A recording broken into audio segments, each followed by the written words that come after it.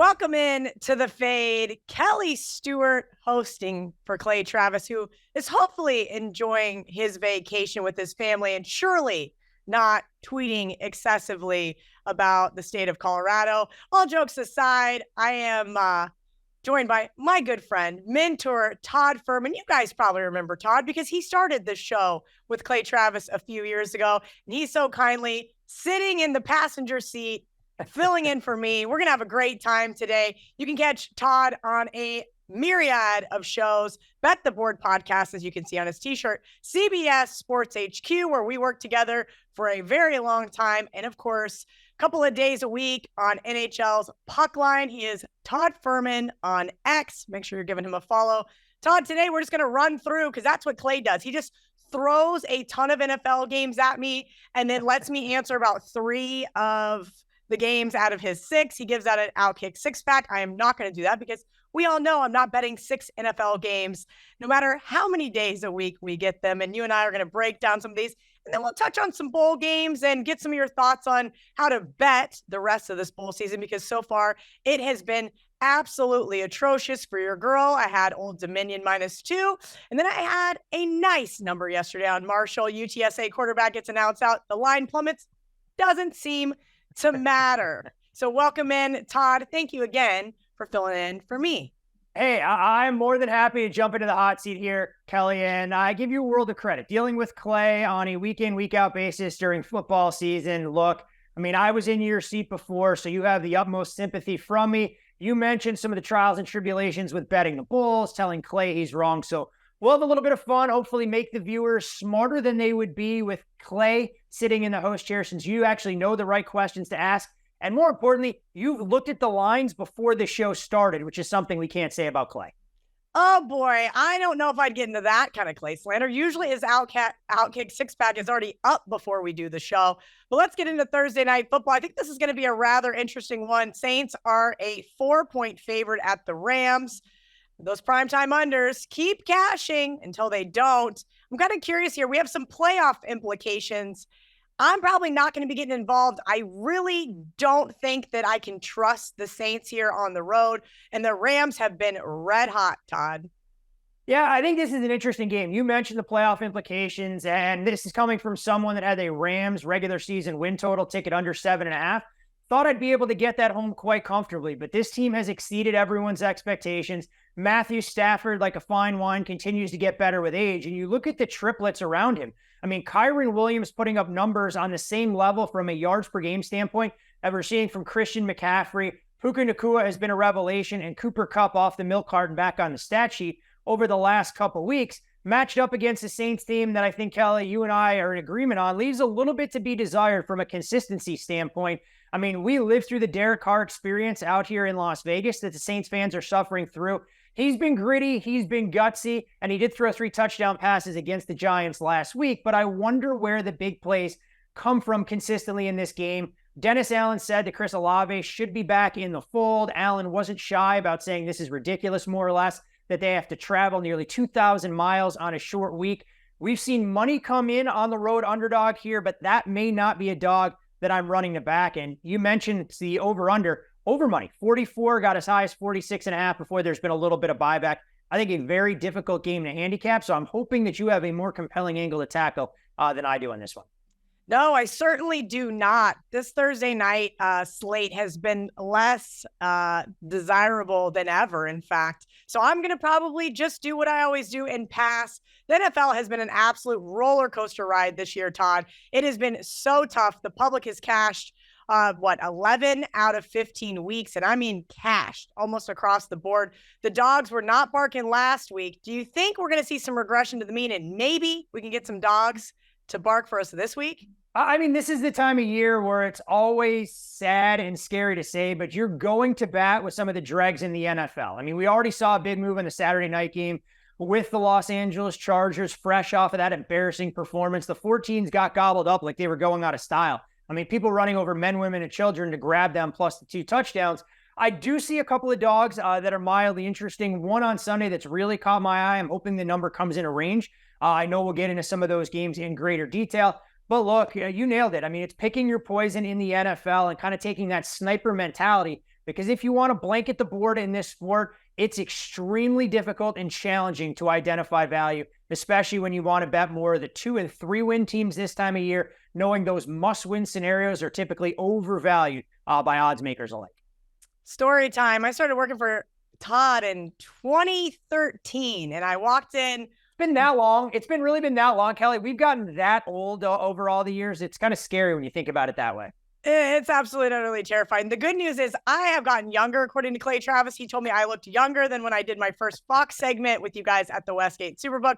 So I'll take that as a W because I can't win in the NFL, so I might as well win in the game of life. But one of the things that I walked in, I think it was a Wednesday morning, and I walked in and I had felt so good because you and our good friend Kenny White were opposite of some team that I laid 3.5 with on the road. And you just sat there with your smirk that you have on your face right now. And you said, guess what, kid? You're not going to get rich betting road chalk in the NFL. How those days have passed us by, because there's a lot of road chalk this week. So we're going to go down the slate. Did you want to say something? I felt like, what I was going to say, Kelly, no, I do. And I think, you speaking about that, illustrates the evolution that we've seen in the betting market. I probably bet more road favorites this year in both the NFL and college than I would over the last 3 to 5 years combined, because as some of that know-how gets out there and people look to try and bet some of these home underdogs, it creates value the other way. The same way that 3 or 4 years ago, the majority of my first half bets, I was looking to bet first half unders. Now odds makers decide instead of hanging 24.5 in the first half, they want to hang those numbers at 23.5. And you have to be fluid with some of the thought processes there. I will add one final note, though, on why Clay may say you look younger now than then. It's amazing, Kelly, how those long nights in the nightclubs can age someone prematurely. You're living the good life on the beach. You're making your own hours. You're able to kick your feet back and relax, not pouring shots for everybody till 4 a.m. So it's taken some of the years off of that look now, adding years on the back end. Whether or not that's a good thing for Mr. Brett, that remains to be seen. Oh boy, Todd Fuhrman bringing up old memories on the show. Let's get into the AFC West matchup that is already moved, and that's because we're going to see Mason Rudolph under center for the Steelers. Cincinnati opened as pretty much a pick 'em. Even Pittsburgh was a half-point favorite at one point. Now they're a 2-point underdog. The total's also been bet down to 37, Todd. I kind of have to look at the AFC North within the division of almost always wanting to make a case for the dog, right? This is one of those rock fight divisions where we always see a very close score, like lower scoring game, but I just cannot trust this Pittsburgh team. They've just faltered 4 straight games against really subpar teams, and Cincinnati's been, rather surprising without Joe Burrow. It's pretty wild when we think about how much the market has moved in this game, Kelly. Now, I know there's been a change at quarterback for the Steelers. You mentioned Mason Rudolph getting the nod. I think Mitchell Trubisky experience is officially on life support, maybe not just with the Steelers, but in terms of his ability to find another backup job. But the Steelers closed as a road favorite at Cincinnati in a game where they gained more than 400 yards. Cincinnati needed a couple of tip balls to even make that game look competitive. All signs point to Jamar Chase being out in this game, so T. Higgins gets elevated into that number 1 wide receiver role. But at the same time, you look at the rash of injuries the Steelers are dealing with on the defensive side. Minka Fitzpatrick injured, DeMonte KZ suspended for the season for that vicious hit he had on Michael Pittman. And you look at the depth that'll really get tested in that defensive backfield for Pittsburgh. But you mentioned it. This is a Steelers team. Just when you want to write them off for dead, they seem to put together a galvanizing effort. For me, I would have loved to be able to grab 3 here with the Steelers. I can understand why we've seen some under money, but I think at this point, the only way I'd really run to get involved with the Steelers, I would be using them as a teaser, getting them up through some of those key numbers, through the 3, through the 4, through the 6 and 7, and taking them +8, maybe looking for a dance partner on the Sunday card instead. Absolutely. That is the only way I'm going to be getting to the window with the Steelers. Todd took the words right out of my mouth. Steelers, excellent teaser play, especially with that low total. So we kind of touched on this one as far as what we saw early buy-in here on the Chargers. Bills off a very convincing win over a Cowboys team who cannot seem to beat anybody of any substance. But now they travel to LA to face a Chargers team off an embarrassing loss. Todd, did you go to that game? I had it on in the background. I blinked, and what in the world happened? It was almost like the Chargers wanted Brandon Staley to get fired. He obviously ended up getting fired. Now they're off a nice long break. Can Easton Stick do something offensively for this team? I mean, I wouldn't be really optimistic about it. Now, the number is rather large, so it gives the Chargers some breathing room, but it's going to feel, in my opinion, like a Bills home game. I mean, what better opportunity than for Bills Mafia to head west into much better weather during the Christmas holiday weekend than to watch their team continue to fight for a playoff berth in the AFC.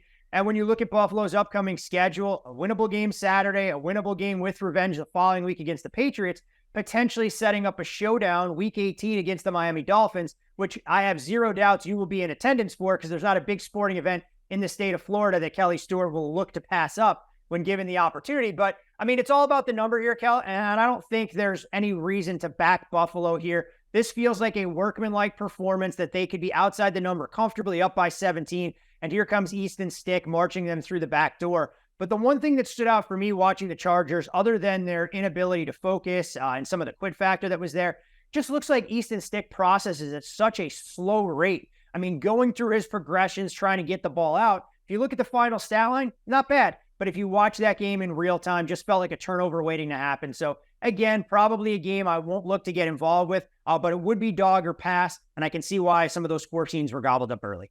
Yeah, 14 would be nice to have in pocket. You mentioned the, we'll call it the flat spot, because I definitely don't think the Bills would be looking ahead to the Patriots outside of that revenge factor. But the Patriots defense has been rather solid. Again, maybe a flat spot here for the Bills. I don't think I'd be getting involved. I just cannot trust this Chargers team. And hey, the Bills, they need to make a pretty convincing case here. They need to not be looking ahead past a Chargers team. They need to get a big win and keep it rolling into Miami for week 18, as you mentioned. So let's keep it going ourselves. Cleveland is headed to Houston. Houston opened right around a pick 'em.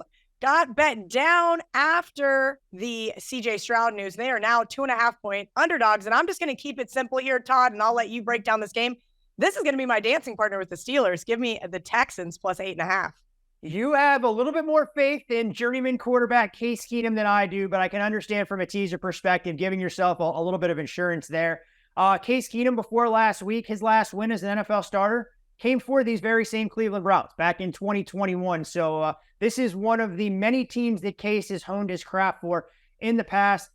You wonder how bad this concussion is for the Texans to rule CJ Stroud out so early in the week. Going to want to monitor the injury report. Noah Brown was the big beneficiary last week with a banged-up receiving core for the Texans.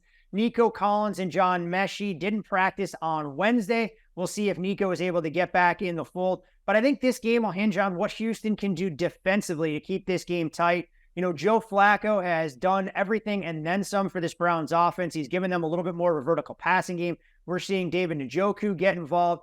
I'd actually lean the other way at 2.5. Can't really take umbrage, though, with you using the Texans as a teaser. I'd actually look at the total. I think 40.5, 40 range, a little bit tall there if the Cleveland Browns defense plays better. I know a lot of people had made a lot of storylines out of the fact that Cleveland has been much better defensively at home than they have on the road. So much of that is because short fields and turnovers. I think against Case Keenum, they'll be just fine and could see this being a low-scoring game, which would bode well for your teaser taking the Texans up. Now, this is going to come as no surprise to you, but here's an underdog I do like this week. The Minnesota Vikings are catching 3 at home to the Detroit Lions, and I think they could be a rather square dog. That is okay at this point in time with me because I think Nick Mullins has the opportunity to be okay, and that's all we really need from him. He has the weapons around him. We do know what we've seen from this Vikings defense, and they can shut down the run.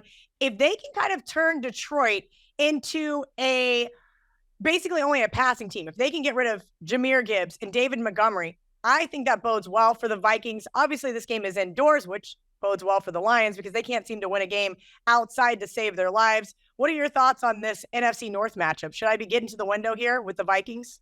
You mentioned, Jared Goff and those small hands playing in the elements, a little bit of a problem, one that he won't have to deal with here for the whiteout game for the Vikings. I'm actually in agreement with you on this game. I'd love to be able to grab Minnesota plus 3.5, and that's kind of the price point that I'll be looking for. I think Minnesota was the wrong side. I guess we'll call them loser, but it was actually a push last Saturday against the Cincinnati Bengals. A defense that had been absolute nails over the last couple of weeks completely falls apart down the stretch. You mentioned Nick Mullins, and he led this team to one of the more productive offensive games of the entire season.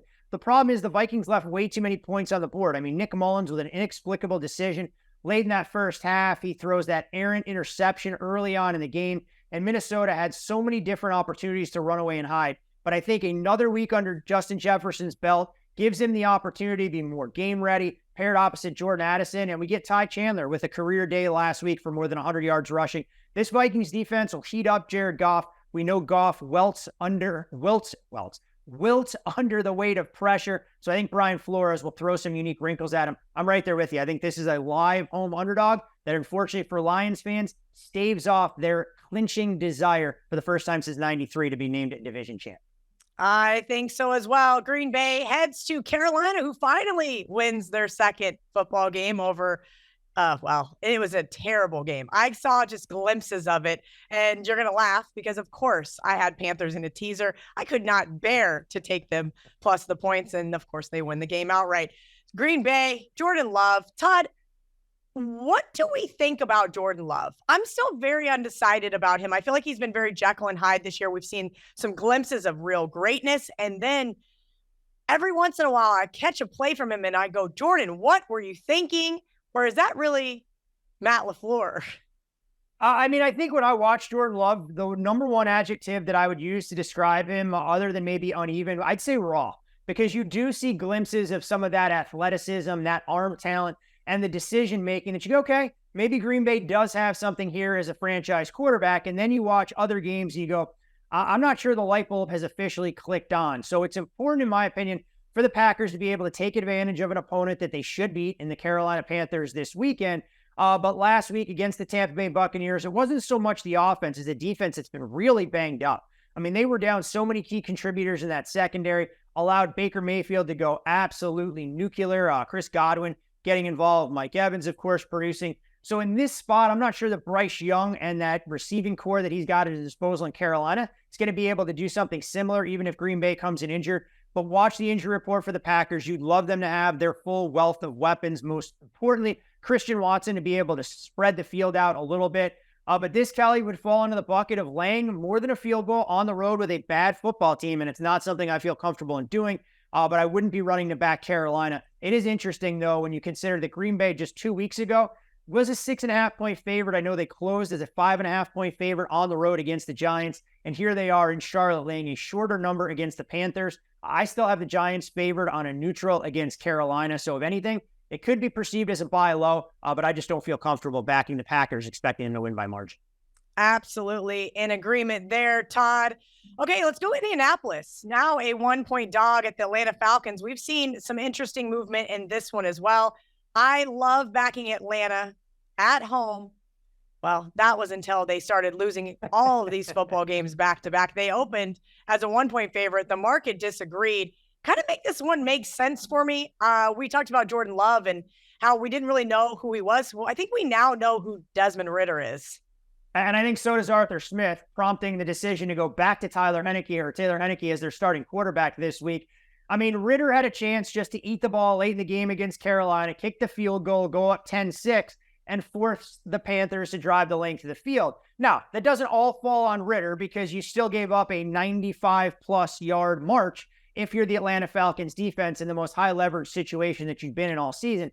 But you look at this Atlanta team, and they just invent ways to lose. I mean, in each of their last 4 losses, they've given up a score in the final minute. So the margins are perilously thin. You had team owner Arthur Blank come out this week saying, you know what, we're going to assess exactly what we have in Arthur Smith and figure that out at the end of the season. Not exactly going to leave your head coach room with confidence. But this move, I'm not necessarily surprised by it. I was a little bit surprised to see the Colts open as much as a 2-point favorite. I can't imagine that Michael Pittman returns for this game, so it takes a key cog out of that Colts offense. But at the same time, I mean, do you really want to lay points with the Falcons? Do I think they win the game? Yes. Am I bullish enough to walk to the window and lay the current number at -1? Probably not. It may take a little bit more coaxing and prodding for that to happen.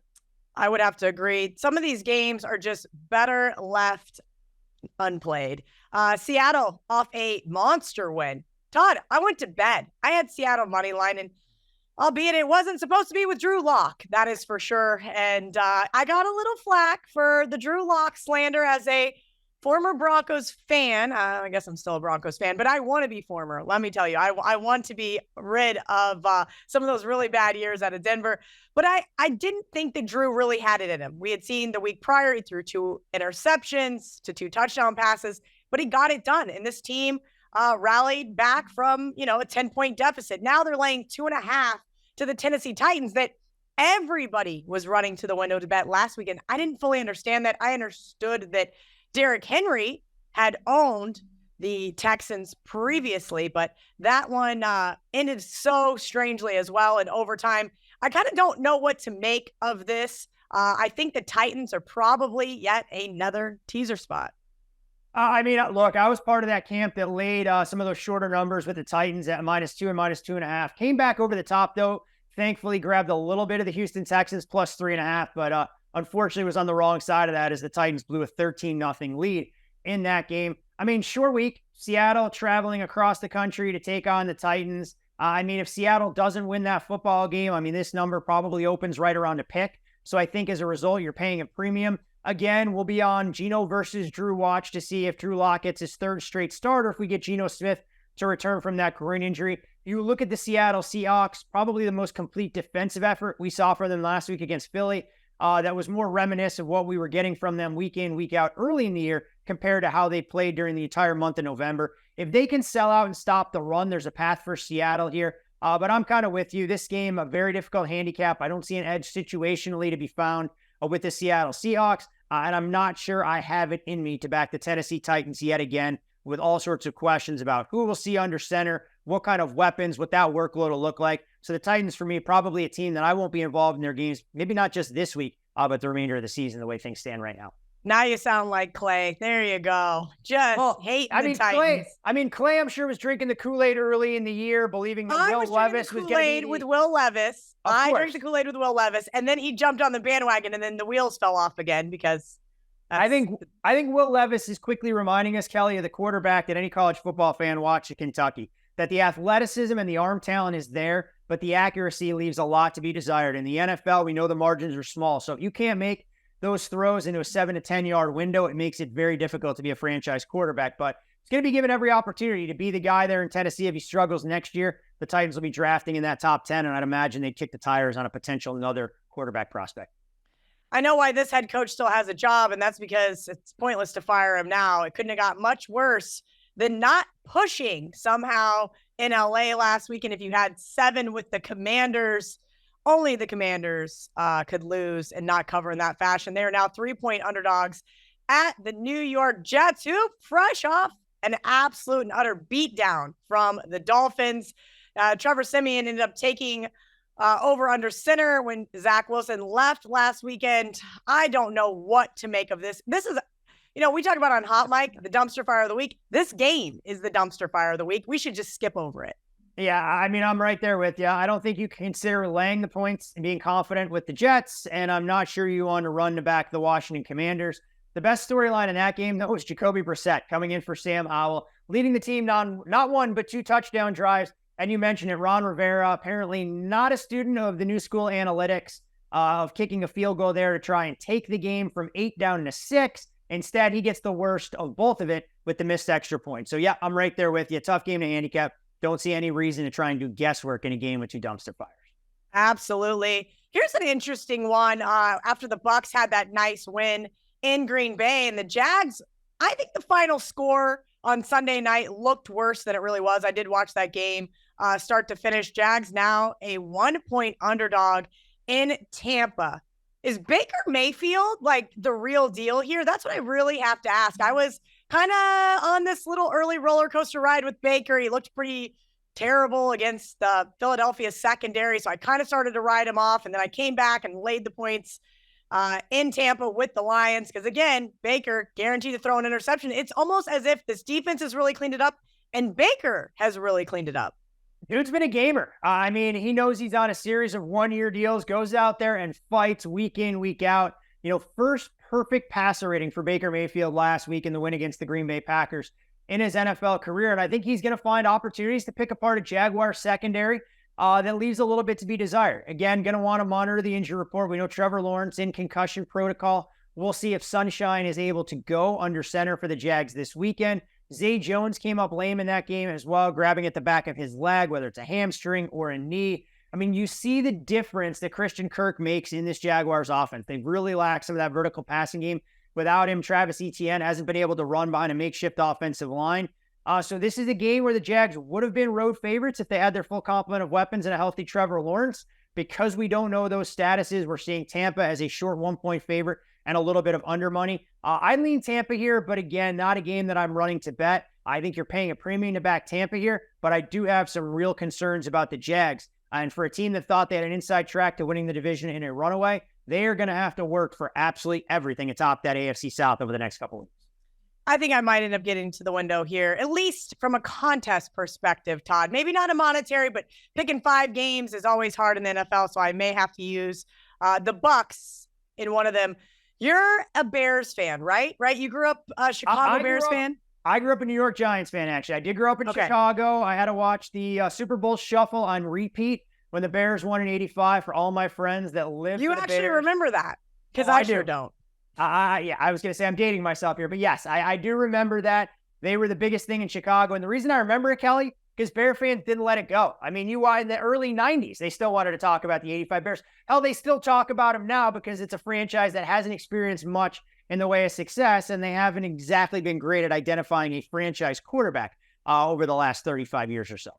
Yeah, that doesn't help them. You know what they also haven't been doing very well? Laying points. And that's why I think I've got no choice here but to take the 4 with the Arizona Cardinals. The Cardinals bit me last week, and you would yell at me for this because I had ample opportunity to get a 13, and then I didn't, and I blinked, and it was 11. I took a bad number, and it cost me. But I do think this team is better with Kyler Murray. They have something more to play for. We'll see if James Conner cannot run all over this Bears defense, because it sure looks like he should be able to. I do not think I can trust this Bears team enough to go out there and get a win and a cover. The Bears may win this game, but it could be down to a last-minute field goal. I could see this being a 24-22 final. Cardinals get the cover. Bears somehow get another win. Biggest question in this game, which team wants to win the game less in terms of protecting some of their draft position that's out there? Now, Matt Eberflus and Justin Fields still probably fighting for jobs. And I think on some level, the Cardinals want to identify if Kyler Murray is going to continue to be their franchise quarterback going forward with Jonathan Gannon. You mentioned what we saw last week and what should have been a flat spot for the 49ers. The Arizona defense was the great equalizer there. The Niners did what they wanted whenever they wanted. Injury report to keep tabs on here. Hollywood Brown, maybe touch and go all week. If he can't play, the player you're going to want to look at, especially in player prop markets, will be Arizona Cardinals tight end Trey McBride. You see that chemistry starting to develop with him and Kyler Murray, and it was last week against these very same Chicago Bears that you saw Joe Flacco go to David Njoku early and often. So I think if you get a reasonable number on McBride catches and yards and maybe an anytime touchdown, he's a player that I'd be looking at and probably the only way that I'd be tangling in this game.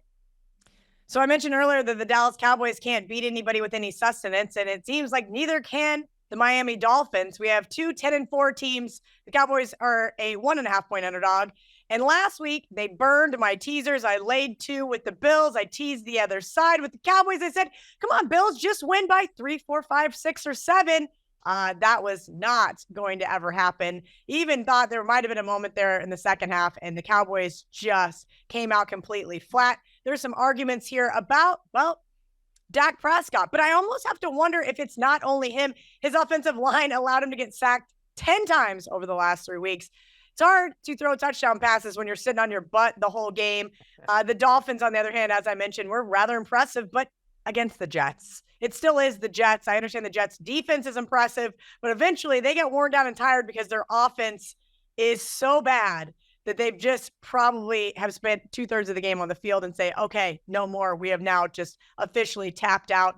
I think I'm going to go back to the well and tease the Cowboys again in this one. And maybe I'm a glutton for punishment, Todd. Again, I have not seen enough from the Dallas Cowboys in terms of big wins over big-time teams. But are the Miami Dolphins a big-time team, or are they similar to the Cowboys? Oh, look, these are 2 teams that kind of resemble each other in what they've been able to do this season. Number 1 and number 2 in the league in terms of points per game. You look at what their combined record is between them for teams over 500. just 1-6 in that win coming via the Cowboys' victory on Sunday Night Football 2 weeks ago against the Philadelphia Eagles, a team that's taking on water in their own right. You mentioned last week for the Dolphins, and it definitely felt like a get-right game, but you look into some of the numbers, even without Tyreek Hill. I mean, they capitalized on an early Zach Wilson turnover for a touchdown drive that covered nothing. The Jets, with a fake punt early in that game, the Dolphins had a short field. They were able to cash that in. So it wasn't like the offense was absolutely humming. Tyreek Hill should be back, even if it's in a somewhat limited capacity. The Dolphins a little bit banged up still on that offensive line, but that's not going to change over the next couple weeks. And in the defensive backfield as well, as they're down some key cogs. But I do think this game, in my opinion, Kelly, is much more important for the Cowboys to prove to themselves that last week against Buffalo was a fluke more so than the norm. I mean, they go out there and get embarrassed. All we can start saying is, look, it's the same old Cowboys. Shame, fool us once, shame on you. Fool us twice, shame on us in terms of how we're assessing the team and some of their playoff prospects. But I think as a teaser, it makes sense. This is one of the more fascinating games of the week, and two teams who are desperate to prove that they're legitimate threats in their respective conferences to make deep runs and do everything they can. In the case of the Dolphins, to dethrone the Ravens, who they'll see next week, and the Dallas Cowboys that are able to try and make a push for the division if Philly stubs their toe over the final 3 weeks of the season. So I need the Dolphins to keep their foot on the gas. I have an AFC East plus 275 ticket in pocket. But I'm also kind of wondering, Todd, if I just don't take Easy Street. Right now I can get the Bills plus 220. Let's just say I throw a nickel on the Bills plus 220. I got 2 dimes on the other side with the Dolphins, and I don't end up caring who wins the AFC East. What would you do if you had that ticket in pocket? You're in a good spot, and I think when you look at the Dolphins' upcoming schedule, significantly more difficult, the last thing you'd want to do is just kind of throw away some of that win equity that's there in a one-game setting for Miami playing host to the Bills that final Sunday of the season. So I think, look, anytime you have a chance to grab a ticket like you did on the Dolphins at plus 275, come back over the top, even if it's just to mitigate some of the risk there at plus 220, you're going to be in a good spot. So can't fault you for a second, given some of the inconsistency we've seen and the strength of schedule disparity for both of these teams over the next 3 weeks. Yeah, the Bills just kind of seem to be peaking at the right time, if you will. Another team that started peaking after they got absolutely obliterated by the Dolphins was the Denver Broncos. Their defense has really come to play. They're right now sitting third in the NFL with 24 takeaways. That is not something I thought I'd be saying NFL Week 16. On the flip side, they're playing the New England Patriots and Bailey Zappi, who is beyond inexperienced. And boy, oh boy, was that another L for me there, Todd. 10s were available, but guess who took 9.5? That was another bird brain moment. Kelly, have we taught you nothing in this business? Have we taught you nothing in this space? With all of the people you surround yourself with, both at home, both with your other business pursuits, this is a direct reflection of working way too frequently with Clay. It's the only thing I can attribute it to. That would maybe make sense. It also would not, because I should know better. I really thought that the Patriots were going to, be within a touchdown, if you will, but Bailey Zappi had other plans. Bottom line here, this game in Denver, I told a lot of people this in Chicago. I think Clay laid points with this Denver Broncos team versus the Bears. And hey, it is what it is, but friends don't let friends lay points with the Denver Broncos. I laid 3.5 versus the Commanders, up 21-3, and that was all she wrote. They ended up losing that game outright. This is what the Broncos do.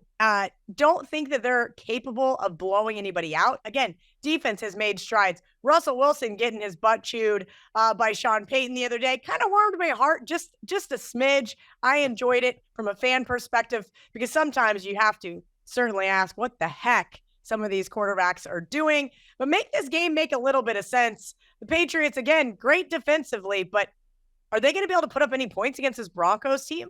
It's a great question. And then I think on the flip side, for a Broncos team that wants to establish the run, are they going to be able to run it against one of the stingiest run defenses in the entire league? Because if it all falls on Russell Wilson, we may see another dust up on the sidelines between head coach Sean Payton and Russell Wilson, like we saw last week against Detroit.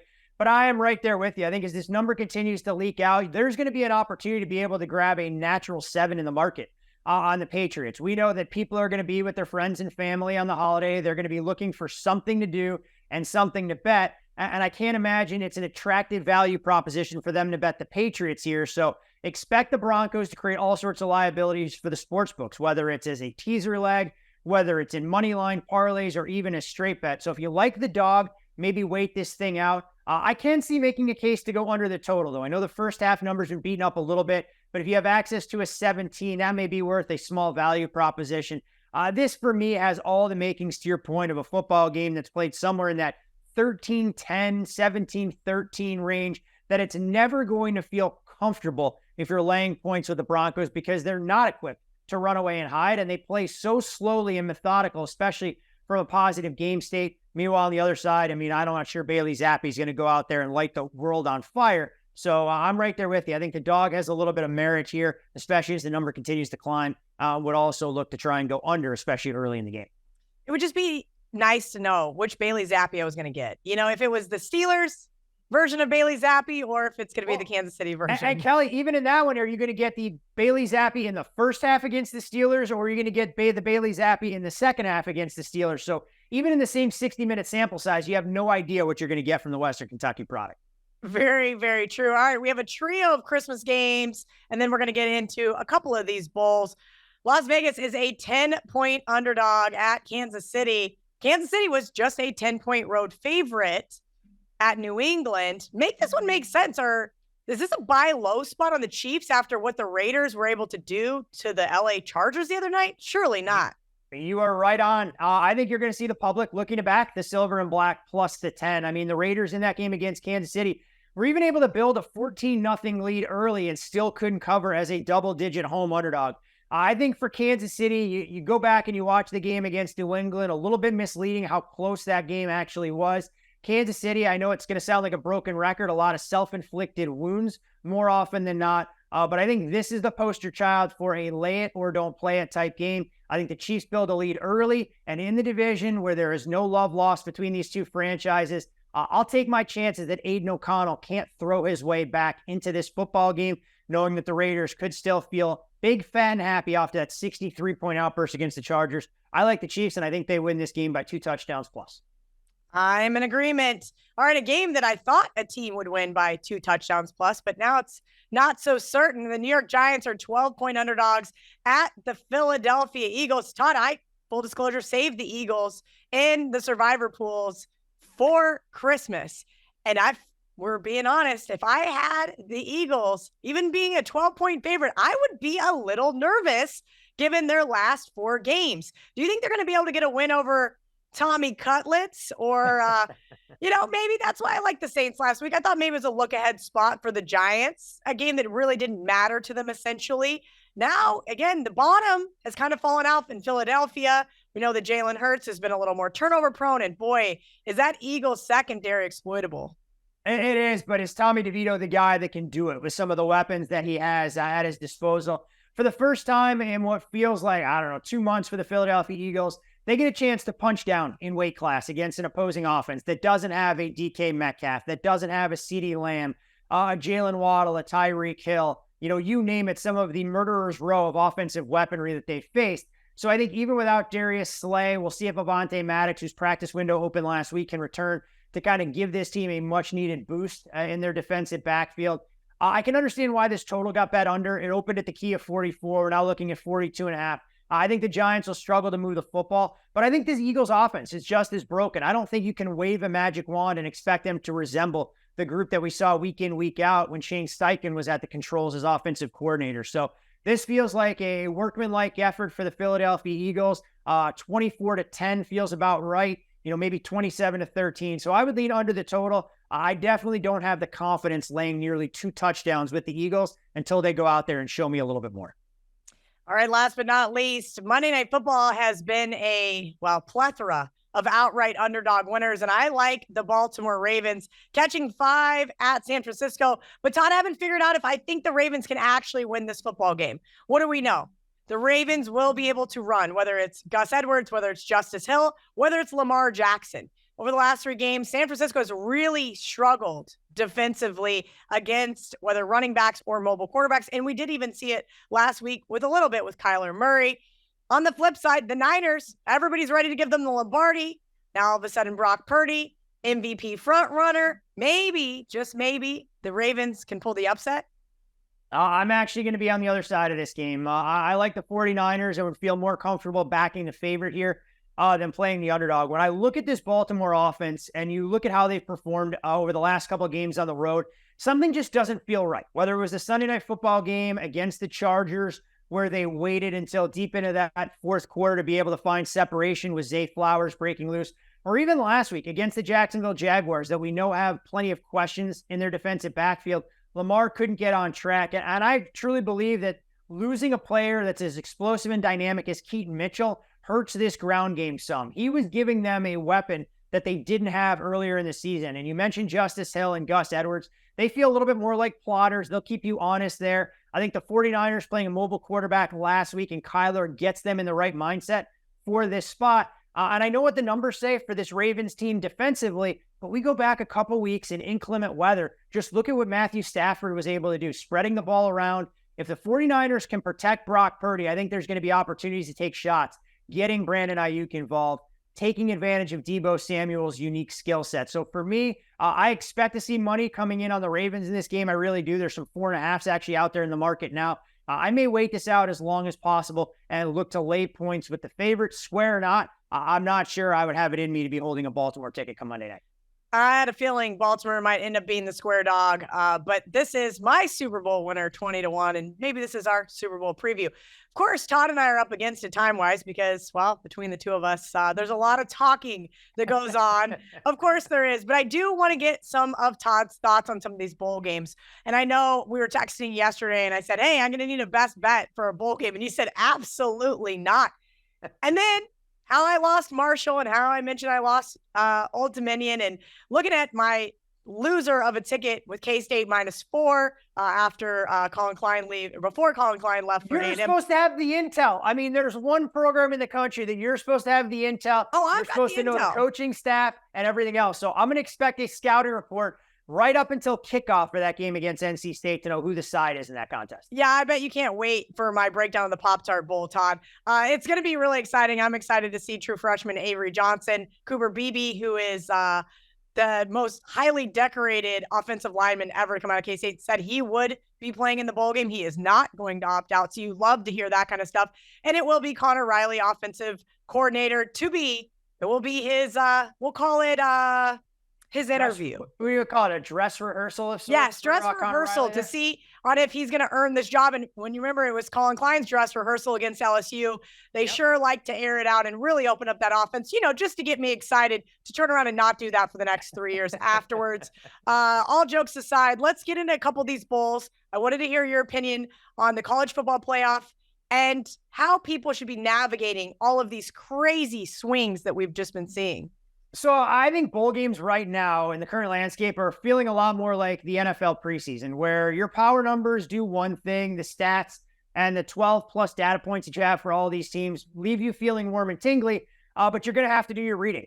You're going to need to stay up on what players are in, what players are out, where there are cluster injuries, where the market may be overreacting to a quarterback's absence, like a couple of the games that you mentioned there. So it's a little bit of a different dynamic than what it used to be in the past. And I think if you haven't grabbed some of these numbers early, you're almost better off waiting until the 24 hours leading up to kickoff to figure out some of the true positions. But the other thing, Kelly, I mean, there's more legalized and regular and sports betting than ever before. This is the perfect opportunity to take advantage of live betting. I mean, look at some of the comebacks that we've seen already this bowl season, whether it was Texas Tech, Cal, Boise State, UCLA, Western Kentucky, Old Dominion, Marshall against UTSA. Try and figure out which of these coaches can make some of those in-game adjustments, because when you have 3 or 4 weeks early on, the first couple series may not be illustrative of what you're going to see for the better part of fourth quarters. But I did find a bowl game I actually like that I feel comfortable giving out after we talk. I think Air Force, as a short underdog in that +1, 1.5 range. I know the 2.5s got cleared out. I expect the Falcons to close as a favorite. When you look at JMU, the players are saying the right things, but you don't go into the transfer portal even if you want to play a bowl game, because you're not looking for a better offer that's out there. And are you fully going to be entrenched and immersed in your game prep? It's a little bit of a skeleton crew for JMU, as well as Coach Signetti took the job at Indiana.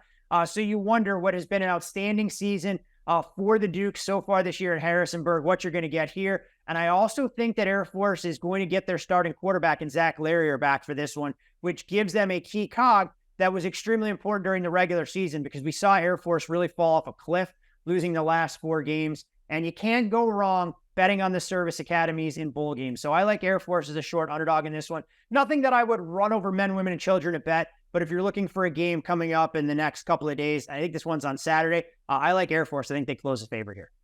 Okay. Last but not least, I got to ask, is Alabama going to be a square dog here? I opened 2, Michigan didn't take any money. It was all Alabama money from every bookmaker that I spoke to.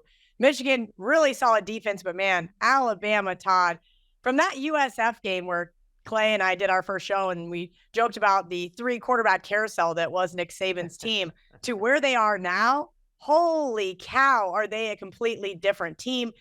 I'm not sure Michigan's been tested. Can you help me make sense of this one? Because, of course, being the contrarian that I am, I would love to get Michigan at like a pick 'em, but I don't know if we're going to see it. I think you wait this out as long as possible because I do think that Michigan will end up being the side, Kelly. So there's no reason to bet the Wolverines right now. I'd be stunned if this game got to 3. So it's almost like that asymmetric risk that we talk about all the time in sports betting.